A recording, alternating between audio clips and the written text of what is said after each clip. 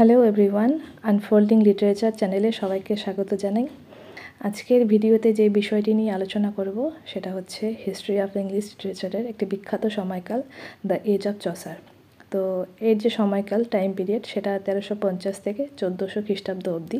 তো সম্পূর্ণ বাংলায় আলোচনা করব। প্রথমে হিস্টোরিক্যাল ব্যাকগ্রাউন্ডটা চলো দেখে দেওয়া যাক। তো দ্য এজ অফ চসার যেটা বললাম সময়কালটা 1350 থেকে 1400 অবধি। মতানুবাদে ডিফারেন্ট সময়কালও তোমরা অন্য জায়গায় দেখতে পারো, যেহেতু সেই সময় কোনো সেরকম কোনো প্রমাণ পাওয়া যায়নি যে এই সময়ই এই জিনিসগুলো তৈরি। তো একটু মতপার্থক্য থাকতেই পারে এই সময়কাল নিয়ে। তো প্রথমে যা রয়েছে, প্রথমেই আমরা এই সময় হিস্টোরিক্যাল ব্যাকগ্রাউন্ডে আমরা দেখতে পাবো 100 ইয়ার্স ওয়ার চলছে। তো সময়কাল ছিল 1337 থেকে 1453, মানে পুরোপুরি 100 ইয়ার্স ধরে চলেনি, কাছাকাছি সেরকমই একটা সময়কাল। তো এই ওয়ারটা ছিল ইংল্যান্ড ভার্সেস ফ্রান্সের। ফলস্বরূপ ডিক্লাইন অফ ফিউডালিজম, মানে সামন্ত প্রথা যে ছিল সেটা ডিক্লাইন হয়ে যায়। ইংলিশ বিকেম, এখানে স্পেলিংটা একটু ভুল আছে, English became the speech of common people, মানে সাধারণ শ্রেণীর লোকজন কোর্ট পার্লামেন্টে ইংলিশ ল্যাঙ্গুয়েজটা ইউজ হওয়া শুরু হয়। King Edward two Richard III এই কিংদের আমরা শাসন এই সময় দেখতে পাই। একটা সোশ্যাল কনফ্লিক্ট ছিল, luxury, poverty, wealthy classes, peasants, এই সমস্ত শ্রেণীর মধ্যে একটা সোশ্যাল কনফ্লিক্ট ছিল, মানে এরা একসাথে থাকতে পারতো না, এদের মধ্যে একটা সবসময় ঝামেলা ছিল। আর এই এজে যে 5 জন বিখ্যাত রাইটার ছিলেন তারা হলেন ল্যাংল্যান্ড, যিনি কিনা সেই সময় তার একটি বিশেষত্ব হচ্ছে voices the social discontent, preaches the equality of men, dignity of labour. উনি সাধারণত সমস্ত মানুষ যে সমান সেই কথাগুলি সবসময় প্রিচ করে গেছেন, মানে প্রচার করে গেছেন, এবং ডিগনিটি অফ লেবার, শ্রমের মর্যাদা, এইসবই তার প্রচারের মধ্যে ছিল। এরপর ছিলেন উইকলিফ, ইনি গ্রেটেস্ট অফ রিলিজিয়াস ইনফর্মার, মানে উনি ধর্ম সম্পর্কে বেশ কিছু তথ্য সরবরাহ করতো, মানে ধর্ম প্রচার করতো, এবং তার যে গসপেলসগুলো, উনি হচ্ছে গিয়ে গসপেলস, যেগুলো বাইবেলে গসপেলস রয়েছে সেগুলোকে ইংলিশ ট্রান্সলেট করেছিলেন। গোভার আরেকজন, ইনি হচ্ছে একজন স্কলার, একজন লিটারারি ম্যান উনি, এবং উনি যে ভিগোরাস লাইফ আছে সেটাকে ভীষণভাবে ক্রিটিসাইজ করেছিলেন। ম্যান্ডিভেল রয়েছেন, উনি একজন ট্রাভেলার, এবং উনি বিভিন্ন জায়গায় ঘুরে বেড়াতেন এবং বিভিন্ন জায়গার গল্প তিনি তুলে ধরতেন। চসার, তিনি একজন স্কলার, ট্রাভেলার, বিজনেসম্যান, কোর্টিয়ার, এবং সমস্ত ধরনের লাইফ যেগুলো ইংল্যান্ডে সেই সময় ছিল সেগুলোকে তার সাহিত্যের মধ্যে, তার লিটারেচারের মধ্যে প্রতিফলন করতেন, রিফ্লেক্ট করতেন। এরপর other writers during this time of outside England, মানে ইংল্যান্ডের বাইরে আরও যে রাইটাররা ছিলেন তাদের মধ্যে এখানে রয়েছে দান্তে, পেত্রাক, বোকাশিও। এরা ইউরোপের লিটারেচারকে ভীষণভাবে এফেক্ট করেছিলেন, মানে সেই সময়কালীন যারা রাইটার ছিলেন ইউরোপে তারা কিন্তু এদেরকেই ফলো করতেন। এরপরে চসার একজন মিউজিক্যাল পোয়েট ছিলেন, এবং তার লেখার মধ্যে আমরা বেশ মেলোডি খুঁজে পাই। লাইফ অফ চসার, তো এখন আমরা চসারকে নিয়ে পড়ব। তো life of Chaucer is divided into 3 periods. তো চসারের যে লাইফ সেটাকে 3 ভাগে ভাগ করা হয়, এবং তার সেই লাইফের সাথে সাথেই তার কাজগুলোকেও 3 ভাগে ভাগ করা হয়। তো এখন আমরা সবথেকে প্রমিনেন্ট যে রাইটার, যে এজ অফ চসার, যার নামেই এজটির নাম, সময়কালটির নাম, তো তার সম্পর্কে একটু জেনে নেব। তো তার জীবনের সময়কালের সাথে সাথে লিটারেচার সেই সময় কী কী লিখেছেন সেগুলোই এখানে আলোচনা করব। তো প্রথমে যা রয়েছে এটা হচ্ছে ফার্স্ট পিরিয়ডটা 30 বছরের সময়কাল নিয়ে তৈরি। এখানে তার ইউথ এবং আর্লি ম্যানহুড এই সময়কালটা বর্ণনা করা হয়েছে। এই সময় তিনি বেশিরভাগটাই ফ্রেঞ্চ লিটারারি মডেলস, মানে ফ্রেঞ্চ থেকে ইনফ্লুয়েন্স ছিল, তার লেখার মধ্যে ফ্রেঞ্চ ইনফ্লুয়েন্স বেশি করে পাওয়া যায়। এবং তার যে বাল্যকাল সেটা লন্ডনে স্পেন্ড হয়েছিল, মানে লন্ডনে তিনি অতিবাহিত করেছিলেন। এবং তার বাবা ছিলেন একজন ওয়াইন মার্চেন্ট, এবং 19 বছর বয়সে তিনি একজন কিংয়ের সাথে 100 ইয়ার্স ওয়ারে কিন্তু যোগদান করেন, এবং যখন ইংল্যান্ডে আসেন তখন ওনাকে কিংয়ের পার্সোনাল অ্যাটেন্ডেন্ট তৈরি করা হয়। এবং উনি যাকে বিয়ে করেছিলেন তার নাম হচ্ছে ফিলিপা রোয়েড। উনি ছিলেন John of Gaunt, the famous duke of ল্যাঙ্কেস্টারের সিস্টার। এবং তার best known poem of this period was Romaunt of the Rose, a translation from the French Roman de la Rose. তো রোমান ডি লা রোজ একটা French poem, তাই লেখা, এবং তার translation হচ্ছে রোমান্ট অফ দ্য রোজ। এটা এই সময়কালে বেস্ট পোয়েম। আর rose growing in a mystic garden compare to the beauty of the ladies, এই কবিতায় যে রোজ একটা রহস্যময় গার্ডেনে রোজ যে গোলাপ ফুলগুলো ফুটছে সেগুলোকে একজন মহিলার সৌন্দর্যের সাথে তুলনা করা হয়েছে। আর একমাত্র প্রথম 1700 লাইন ধরে নেওয়া হয় যে চসারের ওয়ার্ক, আর বাকিগুলো ধরে নেওয়া হয় যে পরে অন্য কেউ লিখেছে। আর এই যে পোয়েমের মধ্যে love, hate, envy, jealous, idleness, sweet looks এই সমস্ত থিম রয়েছে।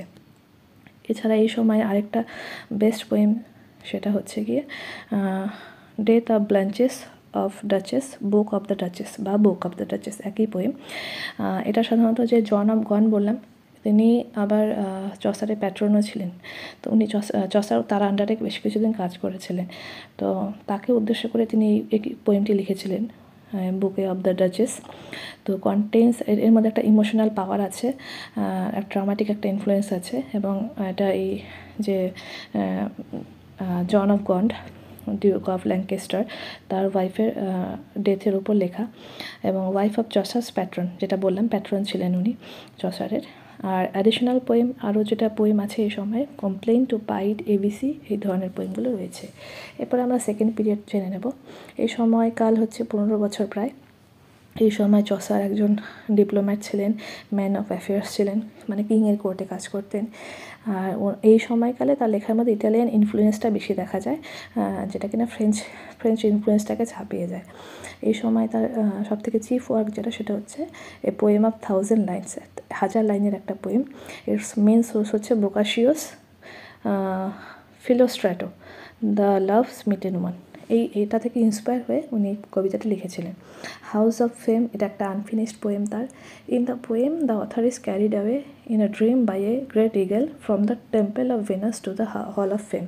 এটা হচ্ছে হাউস অফ ফেমের বিষয়বস্তু, মানে উনি ওনার ড্রিমে একটা ইগল ওনাকে ক্যারি করে নিয়ে যাচ্ছে, উড়িয়ে নিয়ে যাচ্ছে ভেনাস, মানে ভেনাসের টেম্পলে, মানে ভেনাস হচ্ছে একজন গড, তার টেম্পলে নিয়ে যাচ্ছে। তারপর for many of his ideas Chaucer is indebted to Dante, অনেক বেশি আইডিয়া এই সময় তিনি দান্তে, ওভিড, ভার্জিল, মানে সমস্ত ইটালিয়ান রাইটার থেকে নিয়েছিলেন। আনাদার গ্রেট পোয়েম, এই সময় আরেকটা গ্রেট পোয়েম হচ্ছে legend of the good women, এটা একটা আনফিনিশড ওয়ার্ক। তো চসার মানে এই কবিতাটা যেভাবে শুরু হয় তার লেখার মধ্যে, সেটা হচ্ছে কোনো এক কুইন, মানে অ্যাকচুয়ালি রিয়েল লাইফে কোনো একজন কুইন তাকে রিকোয়েস্ট করছিল এই কবিতাটা লেখার জন্য। এবং এই কবিতার শুরুতে উনি যেভাবে এটাকে বর্ণনা করেছে যে উনি একটা ফিল্ডের মধ্যে শুয়েছিল, এবং সেখানে যে চসার রেস্ট করছিল, এবং হঠাৎ করে সে ঘুমিয়ে পড়ে। তখন যে লাভ অফ গড আছে সে তার কাছে আসে এবং তাকে বলে যে সে সারা জীবন মেয়েদের মানে দোষ নিয়ে লিখে গেছে। তো এবার সে ঘুম ভাঙার পরে সে তাকে প্রমিস করে যে সে এবার মানে মহিলাদের ভালো নিয়ে লিখবে। তো তিনি এরপর লেখেন হচ্ছে glorious legend of good women. তো এবার আমরা দেখব থার্ড পিরিয়ডে উনি কী কী লিখেছেন। তো এই থার্ড পিরিয়ডের সময়কাল হচ্ছে মোটামুটি আবার 15 বছর। এই সময় চসারের সবথেকে বেশি ডেভেলপমেন্ট আমরা লক্ষ্য করি, এবং 1386 সালে চসার পার্লামেন্ট অফ কেন্টের একজন মেম্বার হিসেবে নির্বাচিত হন। এই সময় তিনি পোভার্টির মধ্যে দিয়ে গেছেন, বিভিন্ন মানে টাকা পয়সার দিক দিয়ে অনেক অভাব অনটন তার গেছে, তার পলিটিক্যাল লাইফে অনেক আপ ডাউন গেছে। এই সময় একটা বিখ্যাত হিউমারাস পোয়েম হচ্ছে complain to his empty purse. আর চসার 1400 সালে মারা যান, এবং তাকে ওয়েস্টমিনিস্টার অ্যাবে, চসার হচ্ছে প্রথম পোয়েট যা তাকে ওয়েস্টমিনিস্টার অ্যাবেতে বিউরিট করা হয়, মানে কবর দেওয়া হয়। এবং তাকে কিন্তু father of early English poet বলা হয়। এবং in this period Chaucer written his masterpiece. এই সময়কালেই কিন্তু চসার তার মাস্টারপিস, সবথেকে উল্লেখযোগ্য যে লেখা তার ক্যান্টারবেরি টেলস লিখেছিলেন। সরি, এটা মানে খুব বড় ভুল, টেলসের জায়গায় টেক্সট লিখে ফেলেছি, টাইপিং মিস্টেক। তো এটা একটা চসার ক্যান্টারবেরি টেলস একটা আনফিনিশড ওয়ার্ক। এটার যে সেটিং, মানে যেই জায়গাটিকে কেন্দ্র করে এই গল্পটি, সেটা হচ্ছে টাবারডিন, লন্ডনে এই জায়গাটি অবস্থিত। এবং এটা কিন্তু খুবই বিখ্যাত এই টাবারডিন খুবই বিখ্যাত। এখানে পরবর্তীকালে আমরা দেখতে পাবো যে শেক্সপিয়ারও এখানে বসে তার সাহিত্যের যে অনুপ্রেরণা সেটা পেয়েছিলেন। তো এই পয়েন্টের থেকে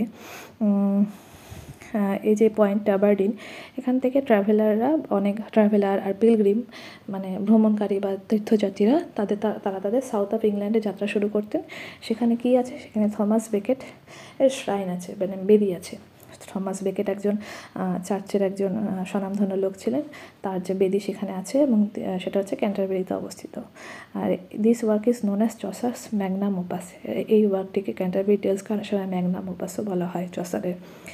আর এই গল্পের মধ্যে দিয়ে আমরা দেখতে পারি ক্লার্জি, নোবেলিটি, পিজেন্ট্রি এই সমস্ত মানুষ যেন এক হয়ে গেছে, কারণ সবাই একই সাথে তীর্থযাত্রা শুরু করেছে থমাস বেকেটের শ্রাইনে।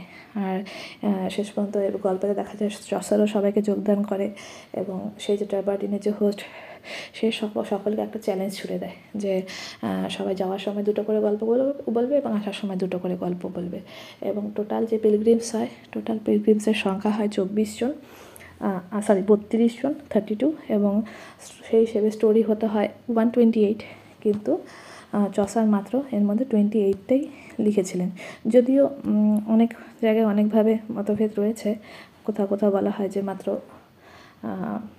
29 জন পিলগ্রিম ছিলেন, কিন্তু পরবর্তীকালে আরও একজন পিলগ্রিম যোগদান করেছিলেন ফিরে আসার সময়, এবং সেখানে যে হোস্ট ছিলেন হ্যারি ভ্যালি, তিনি নিজেও কিন্তু সেখানে যোগদান করেছিলেন এবং চসারও যোগদান করেছিলেন।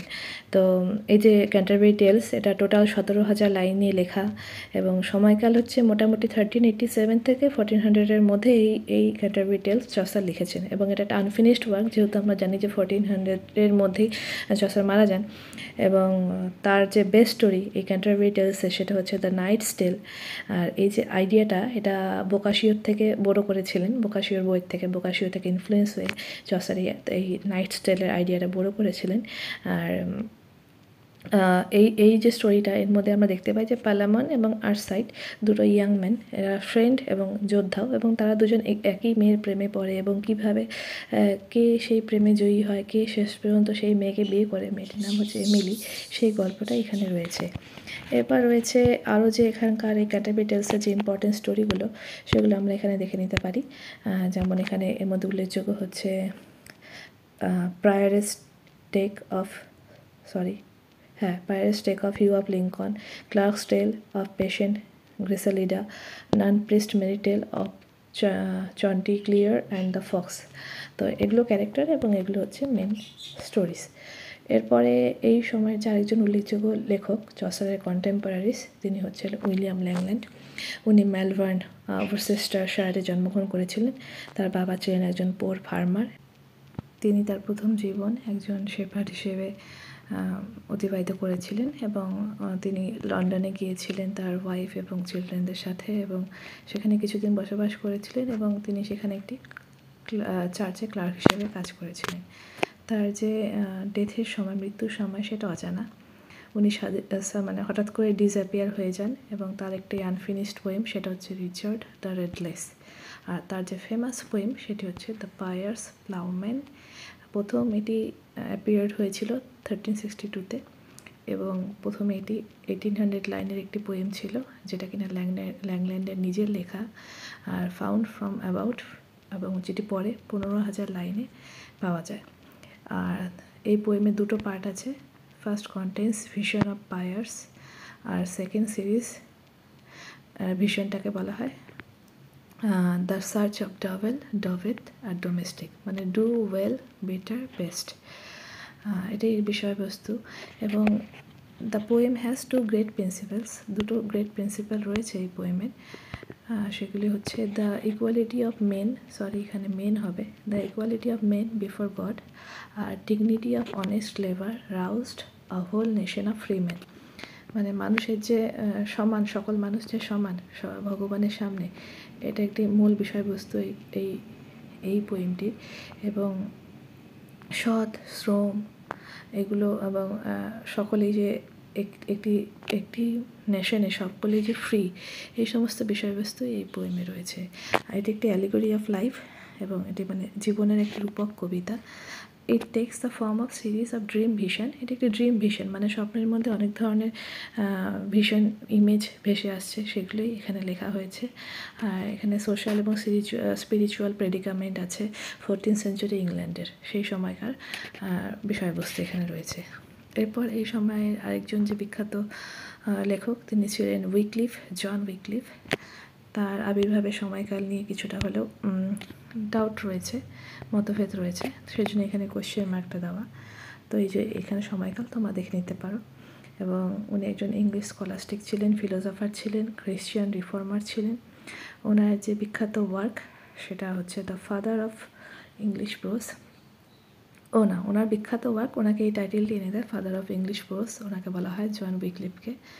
এবং কিসের জন্য, সেটা হচ্ছে ওনার translation of Latin Vulgate Bible, এটা ট্রান্সলেশনের জন্য কিন্তু ওনাকে ফাদার অফ ইংলিশ প্রোজ বলা হয়।